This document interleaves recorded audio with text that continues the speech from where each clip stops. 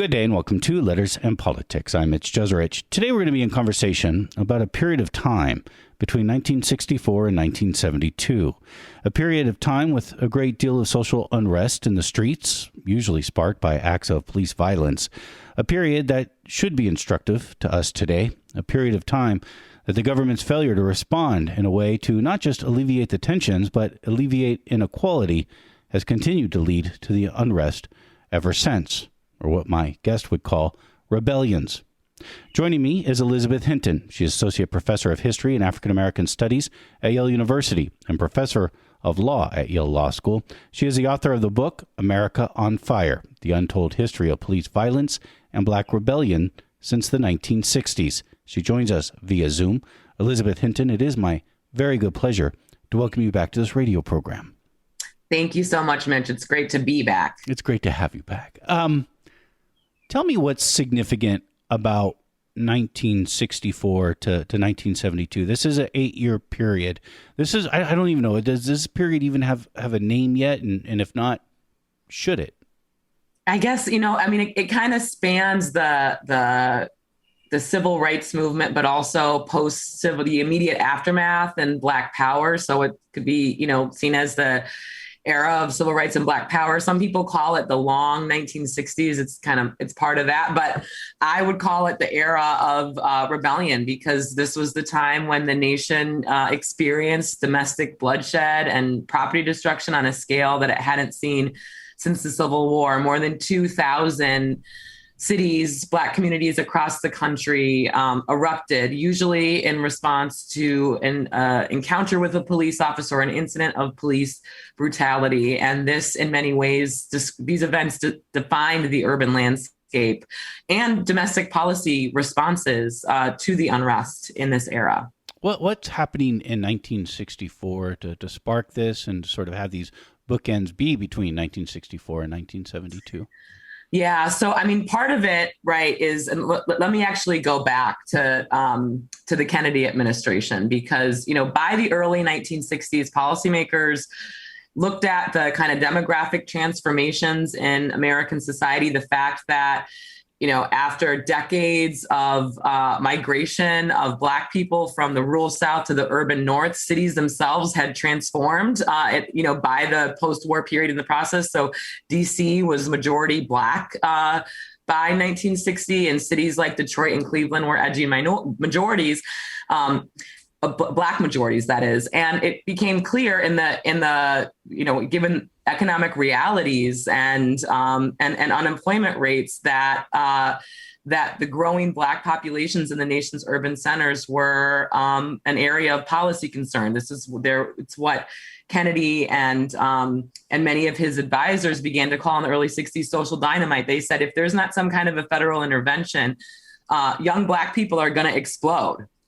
And Kennedy initiated a series of federal juvenile delinquency programs in targeted cities as a way to prevent the social dynamite from exploding. And Johnson, of course, in 1964, kind of expanded many of these programs as the war on poverty calls for the war on poverty in 64 and begins community action programs and job training and remedial education programs to address some of the social problems that were going on in the nation's cities. But the intervention had not gone far enough. And later that summer, Harlem, New York was the first city where that social dynamite really exploded.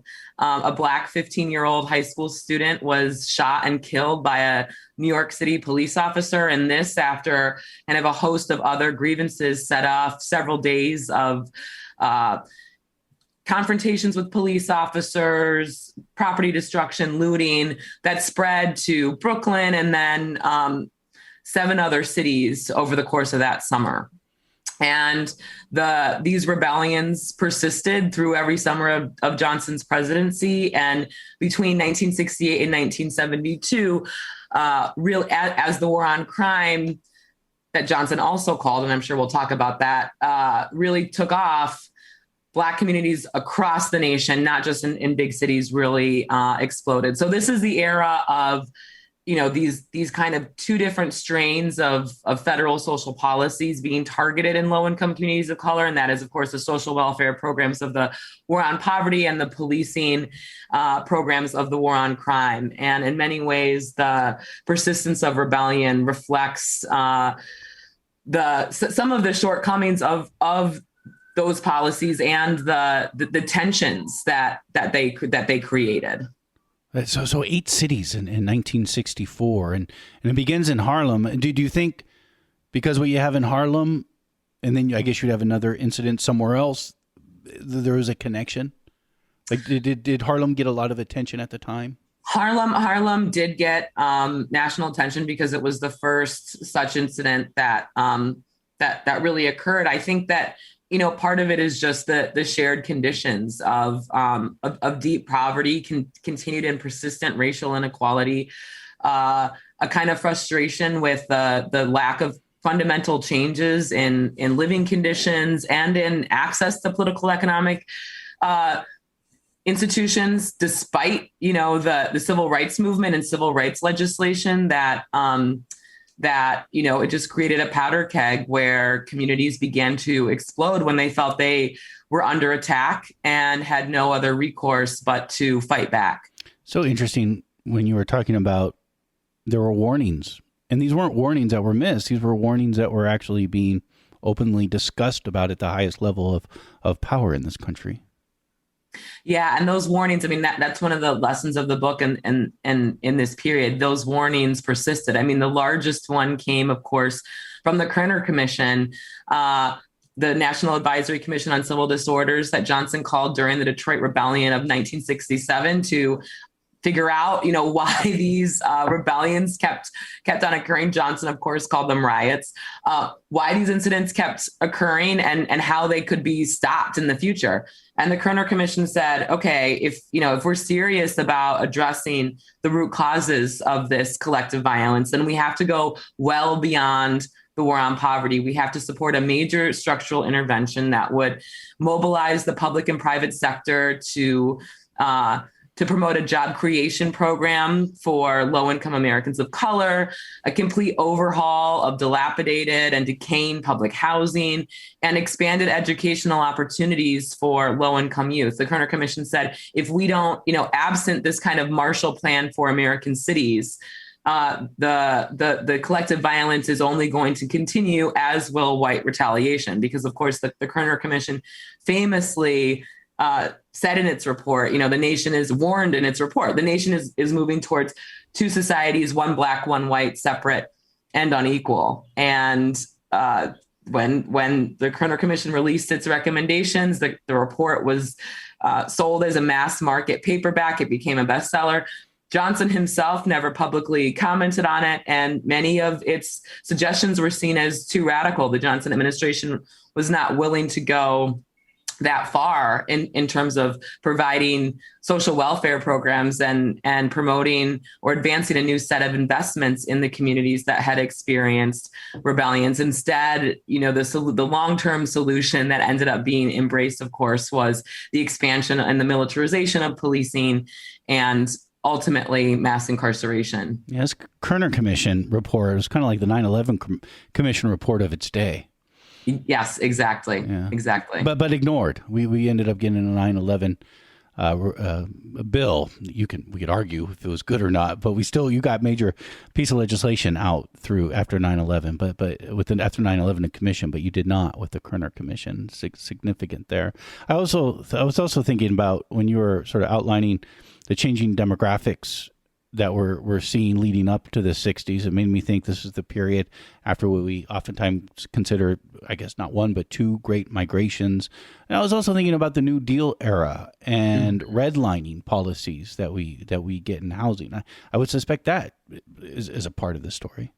Right, of course, because the New Deal, the redlining kind of creates not only creates these areas of concentrated poverty, but also things like the GI Bill that was part of the New Deal, and especially, that took off in the post-war period, also promotes the outmigration of middle class and white people from cities. So that was poverty became and Black poverty became even more concentrated, in part, because of these longstanding policies that really entrenched inequality and segregation in the landscape of cities, but also the building of a white middle class and the building of suburban areas, where, of course, which left many cities fiscally drained, right? Because they don't have they lacked the resources without that tax base to be able to fund and address these problems, to make that kind of investment that the Kerner Commission was talking about, which is why the federal government, realized from the Kennedy administration that they needed to do something. And, 8 years later, the Kerner Commission said, okay, the federal government needs to step up even more, and we've got to really begin to pump resources into these communities, or else this violence is going to continue. Why do you think that message was ignored? So that's the hard question. I mean, I think consistently political and economic elites have been really resistant to supporting the structural transformations that are necessary to meaningfully combat inequality and racial discrimination, and as they intersect in American society. I think, it's difficult to build, and we see this today, right? I mean, it takes a lot to build the kind of political will and the popular support that will be necessary to, fundamentally change the way that the United States governs itself, and that is, leading with the principle of equality and thinking about how we might redistribute resources more equitably. This has been kind of the central question and tension within the United States, especially given our founding values. And consistently, there's been a real reluctance to bring about that kind of change and or really challenge the power of white supremacy in general, in United States political institutions, but also in our culture and in our society. Lyndon Baines Johnson is obviously an important figure in this story, and it's to me, I've seen videos of him talking about race, and in some ways, they're really powerful statements that he has said about race, especially when you see these videos coming from the 60s. He's an older man, so he comes from even a previous time, a man from Texas. Yet speaking in some ways, some very profound ways about race, not just about African Americans, but about Latinos, Mexicans in particular. And yet we end up getting these policies with this war on crime and these policies that were very detrimental to people of color in this country. Yeah, so that's one of the, Nick Johnson is an enigma. And, because he is the most, this is kind of like the last president that really made, and I think there are people have made comparisons to Biden, and I think that there are kind of promising parallels in their rhetoric, right? But, someone who seemed deeply, deeply committed to combating racial inequality, and somebody who wanted to create a great society, right? An entirely different, build up specific institutions and create a different set of policies and programs. But I think, just like so many other examples of liberal politicians or liberal social policies, Johnson's programs were severely limited by his own racist assumptions and blind spots and the social science theory through which he developed policy. And that is, of course, deeply influenced by people like Daniel Patrick Moynihan, who recognized some of the kind of socioeconomic drivers of Black poverty, but ultimately said that Black poverty was the result of Black behavior, that it was, in Moynihan's words, a tangle of pathology that had been transmitted from one generation of Black Americans to the next since slavery.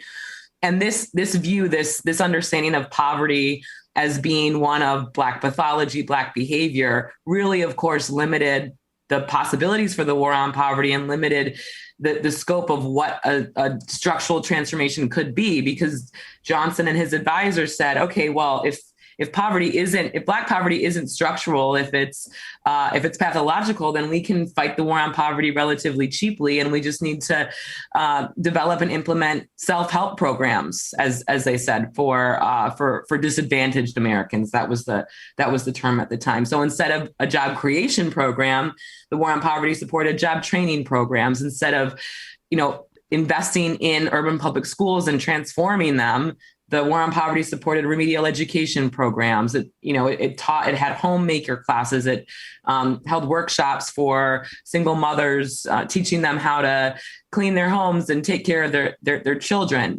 Many of the programs that steered it were based on or influenced by these notions of pathology. And I think we see these racist assumptions continuing to shape and mar liberal social policy today, and they unfortunately cast a shadow over the policies of the Great Society, and also then left open the door for crime control, for the simultaneous federal law enforcement intervention that Johnson launched to end up eventually overtaking the programs of the war on poverty. I did want to ask you about Patrick Moynihan. I think we could characterize him as one of the most influential lawmakers of the second half of the 20th century, a Democrat. This is a period of time when he's in the House of Representatives in which Democrats are in control. I mean, they had control for much of the second half of the 20th century until the rise of Newt Gingrich. He wrote the book called The Negro Family. Right. And so this came out in March 1965, actually, shortly after Johnson had called the war on crime and just before Watts erupted in the summer of 1965. And essentially this was the theory that Moynihan put forth. He said that, again, emphasizing these ideas about pathology, the tangle of pathology, and said that, the kind of the key driver of Black poverty is the prevalence of female-headed households. And so the federal government needed to support programs that specifically targeted Black men. And when Watts exploded, when Los Angeles exploded months later, that's when actually the Moynihan report really kind of took off popularly. It was initially written just for Moynihan's colleagues within the Department of Labor, and it was kind of passed around among various agencies and officials in the White House and the executive branch. But the press began to use the ideas put forth in the Negro Family to explain why Watts had erupted, basically putting forth the theory that, that the meaningless, senseless kids who, took to the streets and looted and burned things were, living in these female-headed households, and their actions were, latently criminal and pathological. And this became a really powerful way to explain the people who participated in rebellions. And it's actually an interpretation that my book is really attempting to push back on. The thing that's also really interesting about Moynihan is that after, he gets a start in the Kennedy administration, then he's, working in the Department of Labor for Johnson. And then during Nixon, he's special advisor to the president, and, advises Nixon, especially on matters of race. And actually, by the end of the 60s, had really come to back off some of his earlier policies that call for federal policies that would directly target Black men. He says, actually by 1970, he says we need a period of benign neglect where we're no longer, the war on poverty failed, and we need to just not interfere at all in matters of race. And it appears as though crime is an inherent problem in Black communities. It's a pathology that can best be addressed with greater police penetration. So in a lot of ways, Moynihan is kind of the intellectual backbone of both the war on poverty and war on crime programs from his perch in the executive branch. And then he goes on to serve as senator for several decades for the remainder of the 20th century. It's a pretty remarkable career. Yeah, this is Letters on Politics, and we are in conversation with Elizabeth Hinton, Associate Professor of History and African American Studies at Yale University, and also a Professor of Law at Yale Law School. She is the author of the book, America on Fire, The Untold History of Police Violence and Black Rebellions Since the 1960s. Elizabeth Hinton, we had you on a few years ago to talk about your previous book, which was called, of course, I see in my notes, I left out the actual title. I only have From the War on Poverty to the War on Crime, the subtitle. Yep, that's it. Is that the whole title? Well, from the war on poverty to the war on crime, the making of mass incarceration in America. That's it. Yeah. You'll forgive me. I'll have to talk to whoever makes my notes, which in public broadcasting is me. Anyways, that was a formative program for this show because it really sort of structured the way that ever since I have seen sort of this marriage, I guess, between the war on poverty and the war on crime. They were intimately connected. I remember specifically you even talking about how law enforcement would be used to implement many of these programs connected to the war on poverty. Right. So increasingly, as the rebellions persisted through the second half of the 1960s, liberals increasingly turned away from the vision of the war on poverty and embraced law enforcement and policing as a solution, at least a short-term solution, to manage the material consequences of poverty and crime and violence as they manifested through, rebellion and through crime. And police officers, so whereas in the kind of early years of the war on poverty, the federal government was funding autonomous grassroots organizations directly through grant programs. By the late 1960s, 67, 68, those funds were increasingly funneled through municipal institutions, and police officers came to assume many prominent functions in the administration of these programs. So that by the end of the decade, some of the cultural enrichment programs of the war on poverty that were run by social workers morphed into recreation programs that had been that were run by police officers. So, we begin to see, as the war on crime continues to take off and receives by 1968 in the landmark Omnibus Crime Control and Safe Streets Act, which was the first major piece of federal legislation, and which begins and implements an agency within the Department of Justice called the Office of Law Enforcement Assistance to administer grant funding in a way that the Office of Economic Opportunity that steered war on poverty funding never, got that kind of firm legislative implementation. So as increasingly these social welfare programs became entangled with crime control programs, eventually the only way that you could get social welfare programs, job training programs, or education programs, or youth enrichment programs to low-income communities was through the crime control apparatus within the Department of Justice, and that's still, in many ways the case today. Instead of just offering social welfare programs to communities that need these kinds of measures, they're funneled through crime control grants. They're framed as delinquency programs, and this is a transition that we really begin to see take hold in the 60s.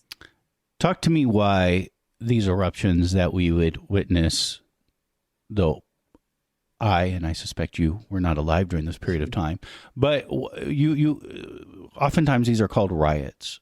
Yeah, you call them rebellions. And deliberately so. Tell me why. So there's two reasons. I mean, one is that many if not most of the people who participated in this form of political violence didn't see themselves as rioting. They saw themselves as revolting or rebelling. In my home state of Michigan, the events of Detroit in July 1967 are not called the Detroit riot. They're called the Great Rebellion. And so part of it is trying to honor the ways that the people who participated in this collective violence understood their own actions. But perhaps more importantly, it's also because the term riot itself has, in many ways, has kept us in the cycle of police violence. And so, when Harlem erupted in 64, Johnson's immediate response was, this has nothing to do with civil rights. Even though, the residents of Harlem, just like every other rebellion, took to the streets for many of the same reasons that mainstream civil rights organizations and civil rights protesters did, through nonviolent channels. These, the rebellions were about access to decent jobs, better housing, better living conditions, and expanded educational opportunities, the same thing that what the Kerner Commission recognized and recommended. But Johnson completely ignored that. Johnson completely ignored the root causes and the underlying demands and said, this has nothing to do with civil rights. This is criminal. It's senseless. It's meaningless. And so if this form of political protest is criminal, then the only solution is the police, right? So then we're stuck in this where the thing that becomes the catalyst for the rebellions in the first place, the kind of most tangible expression of systemic racism that residents are rebelling against, then becomes the solution, which has kept us in this policy cycle, which is why we continue to see political violence emerge, why we saw it really, I think, in scale and frequency last summer in a way that we hadn't since the crucible era of rebellion in the late 60s and early 70s. So, what I'm trying to do is encourage all of us to take seriously the root causes and the reasons why people felt they had no other option but to throw a rock at a police officer or throw a Molotov cocktail in the air and set a fire or take goods from stores. And I think not seriously contending with these underlying issues has only exacerbated the problem. And we know now that the continued embrace of policing and surveillance has not effectively kept many of our most vulnerable communities safe or completely prevented rebellion from continuing to be a feature of American life. In reading what was happening in Detroit in 1967, it was remarkable to me how the scale of how big it actually was. Right. It was at that point the largest, definitely the largest rebellion in U.S. history. I think 43 some people died. Most of the people who died were killed by National Guardsmen and police officers. It just completely destroyed hundreds of buildings in the city. And in many ways, Detroit is still recovering, just as many cities are. It was only surpassed by the Los Angeles Rebellion of 1992, which, by my assessment and many others, is the largest and most destructive act of political violence in U.S. history, causing billions of dollars in property damage and thousands of arrests. What was significant? Going back to the 60s and 70s is also the era of the Vietnam War. And this plays a key part in the story you tell here. Tell me why the Vietnam War is important in understanding the story around Black America domestically and also around policing.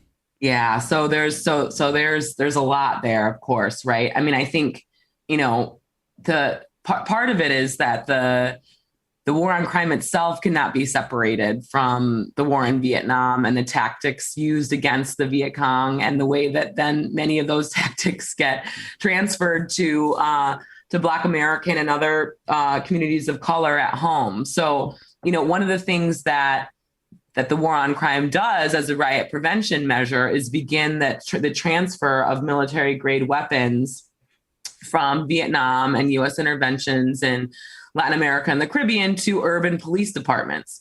So, when Ferguson happened and we saw all those armored tanks in the streets, people were shocked that, that this local police force was so heavily militarized. And the idea was that this started during the War on Terror, and it definitely was facilitated as well during the War on Terror, but it has its origins in the Vietnam War. And all of a sudden, not just the Oakland Police Department and the LAPD and NYPD, big city police departments, but also smaller cities, rural communities were getting armored tanks and bulletproof vests and tear gas and M4 carbine rifles and M16s and riot helmets and 3-foot sticks and all of these, and helicopters, all of these weapons that were being used in interventions overseas came home. And so, that there's a continuum of war that this domestic war is very much a part.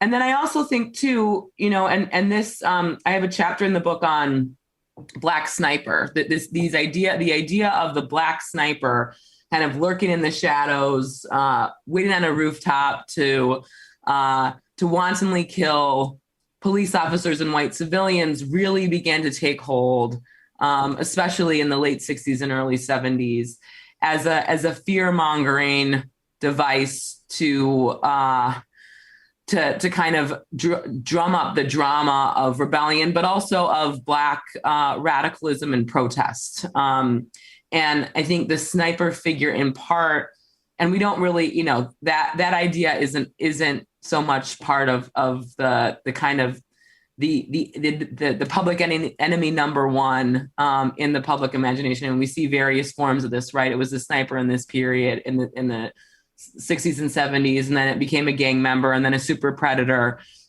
But the sniper was also deeply tied to, Vietnam War tactics and the fear of Black veterans returning home from the war, being trained in military tactics, fighting for, democracy abroad, and being denied fundamental rights at home in a time of growing militancy when Black people are calling for self-defense. I mean, that's the other element that this period of rebellion is really about, especially in the late 60s after Martin Luther King Jr.'s assassination, when rebellion peaks. It's reflective of a shift in the larger civil rights movement from nonviolent protest being the guiding principle to self-defense being the guiding principle. And the idea of a sniper, was the way in which the media and much of the white public kind of dealt with the politics of self-defense as they were really taking hold within Black communities as something that was, Black people just shooting at police officers, when in reality, during rebellions, very few police officers were harmed and killed. There were shots fired. There were figures who shot their guns in the air, but that was, that was more of an intimidation tactic than it was something to, basically saying, we're going to defend our community. If you're coming in here with your guns, police officers, we'll shoot back. But there were very few police casualties during this period. I mean, not matched to the number of people of color who died at the hands of police, both during moments of rebellion, but also just as a result, as we see, of everyday policing practices. So the sniper became this kind of way to explain that. And I think that idea itself is very much tied to the Vietnam War context. So it's this militarization that's accompanied by this idea of a Black sniper, and I think the fear of Black veterans that we've seen throughout U.S. history, but that takes on a different kind of significance in the context of Black power and growing radicalism and revolutionary activity at home. Before we wrap up, I do want to ask you about how you research these stories. Again, between 1964 and 1972, I think you write that there is an intensification of these rebellions between 68 and 1972. We're talking about thousands and thousands of young people at the time who participated in this, probably thousands and thousands of people who are now, I don't know, in their 70s or so. Yep. Some obviously still alive. Has there been a oral history project or something to rely on of getting at the people who participated in this? So I was able to do some oral histories, but I think it really needs to be expanded. I mean, I think we need a larger oral history project of people who were involved in the struggle, in all kinds of struggles, right, during this period while they're still with us, because none of us are getting any younger. But I think that's something that's really important. One of the things that was so cool about this book is that the research process was so very different than my first book. My first book, I knew what I was kind of looking for. I went to the archives of all the presidential administrations from Kennedy through Reagan. And for this book, I just kind of encountered this archive by happenstance. over the course of my research from the war on poverty to the war on crime, I kept on noticing that, these rebellions were popping up well into the 1970s and at a time when, the conventional narrative said that this period of protest had ended. And I met Christian Davenport, who is at the University of Michigan and runs the Radical Information Project there at a friend's barbecue. And he was getting ready to do a 50-year anniversary of the commemoration of the Detroit Rebellion. This was in 2016 when we met. And I started talking to him about, did you know that that rebellions actually, really persisted into the 70s? I'd love to know more about that. And he said, I happen to have this archive that shows just that. And I said, what? And it turned out that he had in his possession the records of the Lemberg Center for the Study of Violence, which formed after John F. Kennedy Jr.'s assassination, and basically did quantitative studies and some oral histories, and perhaps most importantly, gathered newspaper clippings of all kinds of violence that was happening across the U.S. during the 60s and early 70s. So from, anti-war protests to labor disputes to Black rebellions. And Christian said, come on to my office, check this out. And it was box after box after box after box of all these stories. And I was just like, oh my gosh, this is a lost chapter in U.S. history that we never knew about. And there's so much more to be told in that archive. This is, again, the last thing I'll say about this, kind of the reason why we need to document these things, why local newspaper coverage is very important, and why archives should be made public, because, this archive just happened to be passed around, I think, among this kind of group of political scientists. And had this archive been made public, much of the history that I tell in America on Fire might have been told a long time ago. Somebody else, would have written this. I stumbled on this archive, and once I saw this, I said, okay, we have, this history needs to be written. You got a job to do once you saw that. Exactly. It's like, it was almost like beyond me. It was just like, okay, I'm just the vessel to tell all of these rich stories in this archive that, it's really hard to assemble these little local newspaper sources. Some stuff is digitized, but the Lemberg researchers did an exhaustive job of really trying to catalog everything. And of course, some sources were better than others and easier to write from. But it was it was an incredible resource that was literally just kind of like finding a treasure. It makes me think with the New Deal, and we talked about some of the negative implications of the New Deal earlier, but one of the positive ones is it created a program to go interview surviving former enslaved people to make sure that they had their stories. Maybe with an infrastructure bill or something, we should, for an oral history project of these rebellions from 64 to 72. I do want to ask you, and you're very clear in your book, this doesn't end in 1972. You talk about Miami in the 1980s, Los Angeles in the early 90s, Cincinnati in 2001.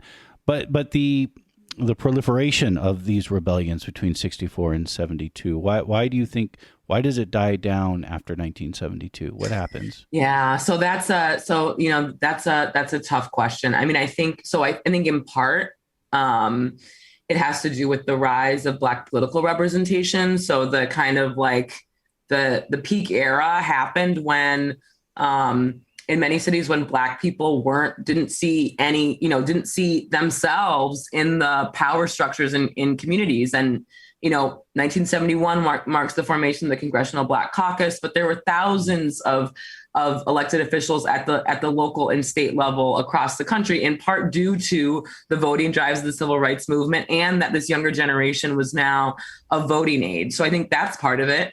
I also think there's a more dark, insidious story, and that's that, one, residents became used to the policing, or bitterly accepted the policing of ordinary everyday activity. That was just part of the strategies that steered the war on crime, and mass incarceration started to take off. By the mid 70s, you have the U.S. prison system coming into a Black and brown majority for the first time in the nation's history. So rebellion, the stakes were higher, and many of the young people who participated in the rebellions earlier ended up getting locked up, and probably, for long terms, because they had an arrest record if they participated in the earlier rebellions. So I think that's part of it. And the decade of the 1970s, for many Black people, especially poor Black people, was a particularly devastating one. Many Black families started off the 1970s doing okay. By the 1980, they were far worse off due to the oil crisis, deindustrialization, rising unemployment rates. All of this, I think, the drug war also kind of ties in. The drug war, and then the drug war in the 80s, right? I mean, that's so. I think the big question, and this is the question for me moving forward, is so this collective violence emerges in the 1960s in Black communities, and initially that collective violence is expressed against external forces, against police.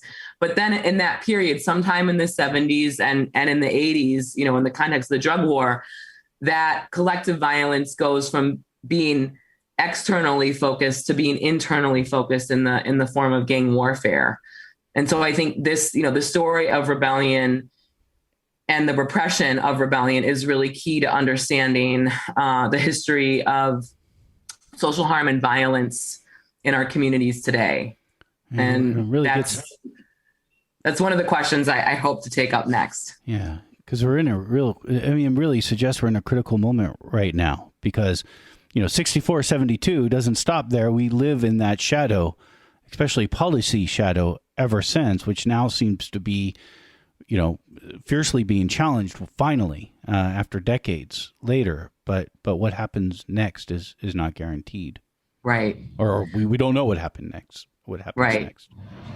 But I think one thing, one thing that we know, and that my research aims to show, is that embracing police and surveillance and incarceration as a policy solution has, been one of the biggest failures in domestic programs in the history of the United States. And it hasn't effectively kept our most vulnerable communities safer. And, as you say, now is the time. Now is the time for a different set of investments. Now is the time to bring about that structural transformation, or I fear that these inequalities and mass criminalization will only be exacerbated. Elizabeth Hinton has been our guest. She is Associate Professor of History and African American Studies at Yale University. She is a Professor of Law at Yale Law School and author of the book that we've been in conversation about. It's called America on Fire: The Untold History of Police Violence and Black Rebellion Since the 1960s. Elizabeth Hinton, I've enjoyed our conversation very much, and I thank you dearly for taking this time to talk to us today. Of course. Thanks so much for having me, Mitch.